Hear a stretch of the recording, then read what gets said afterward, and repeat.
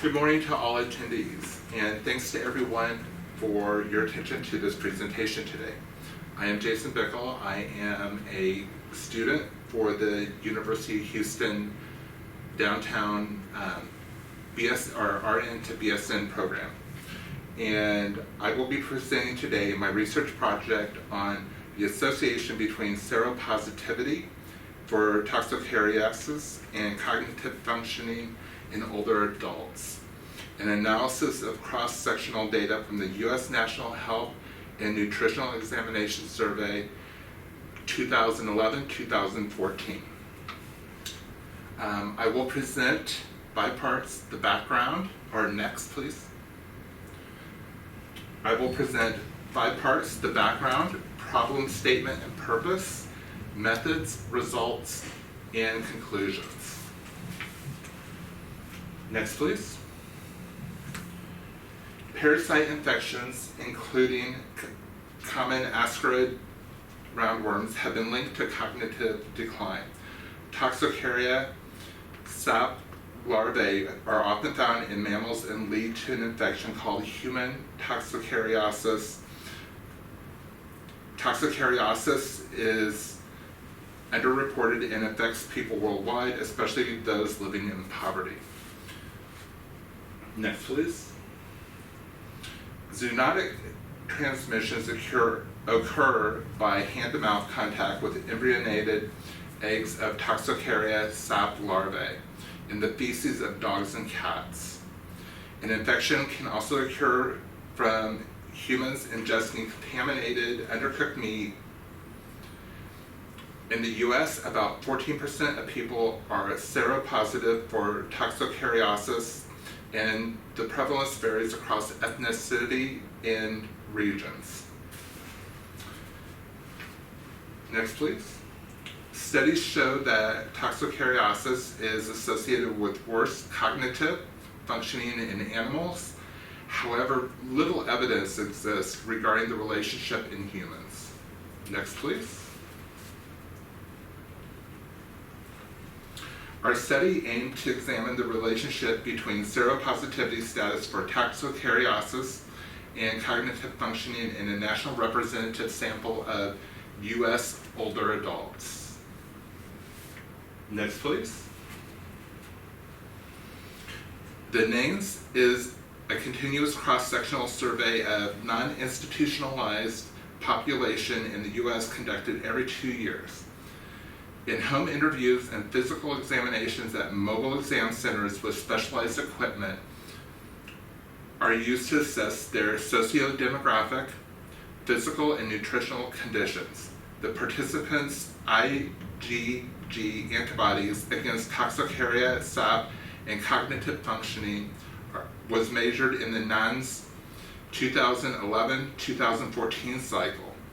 Our study includes 2 survey cycles, 2011, 2012, and 2013, 2014, combined to boost sample size and power. Next, please. Our independent variable was toxocariasis. Using mean fluorescence intensity, values greater than 23.1 MFI were categorized as positive for toxocariasis, and values equal to or less than 23.1 MFI was negative for toxocariasis. Next, please. Our dependent variable was cognitive functioning. We assessed the cognitive function of the patients by using the consortium to establish a registry of Alzheimer's disease word learning subset known as SERAD-WL intermediate recall, as well as SERAD-WL delayed recall, animal fluency test, and digit symbol substitution test.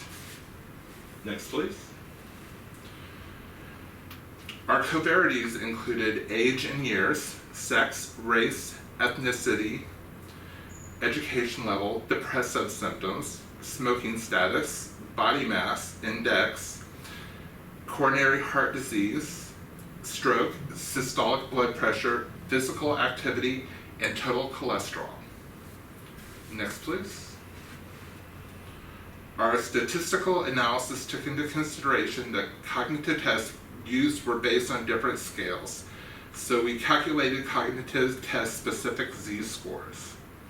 We also calculated an arithmetic mean of the 4 z-scores from different cognitive tests to represent a global cognitive z-score. We used survey-weighted linear regression models to evaluate the association between toxocariasis, seropositivity, and cognitive function for each cognitive test z-score. All the covariates mentioned above were adjusted. Next, please. The mean age of the participants was 69.6 years. The prevalence of toxocariasis in the population was 7.3%. Our results showed that being seropositive for toxocariasis was independently associated with lower DDST z-scores as well as global cognition z-scores. Next, please. In conclusion, our study is at first on the relationship between toxocariasis and cognitive function in a relatively large, nationally representative sample of older adults in the U.S., making a unique contribution to the literature. This cross-sectional analysis of nationally representative older adults in the U.S. being seropositive for toxocariasis is independently associated with worse working memory, sustained attention, and processing speed. Given the escalating population aging and high prevalence of toxocariasis in the U.S., public health interventions that prevent toxocariasis may help protect cognitive function in older adults. Next. And next slide, please. Thank you for your time and attention. Please let me know if you have any questions.